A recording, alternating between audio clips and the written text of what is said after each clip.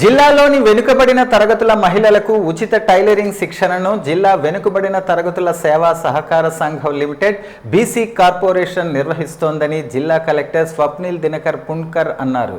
2024-25 ఆర్థిక సంవత్సరానికి గాను గ్రామీణ పేదరిక నిర్మూలన పథకం బీపీఎల్ కింద 18 నుంచి 50 సంవత్సరాల మధ్య వయస్సు గల వెనుకబడిన తరగతులు మరియు అగ్రవర్ణాలలోని పేద వర్గాలకు చెందిన మహిళలకు ఈ శిక్షణ ఇవ్వబడుతుందన్నారు.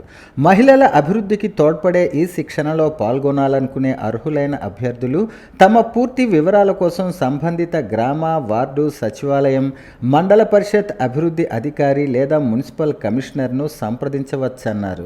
ఈ శిక్షణకు వెనుకబడిన తరగతులకు 3113, కాపు వర్గాలకు 118 మరియు ఈడబ్ల్యూఎస్ వర్గాలకు 173 లక్ష్యాలను ప్రభుత్వం కేటాయించిందన్నారు.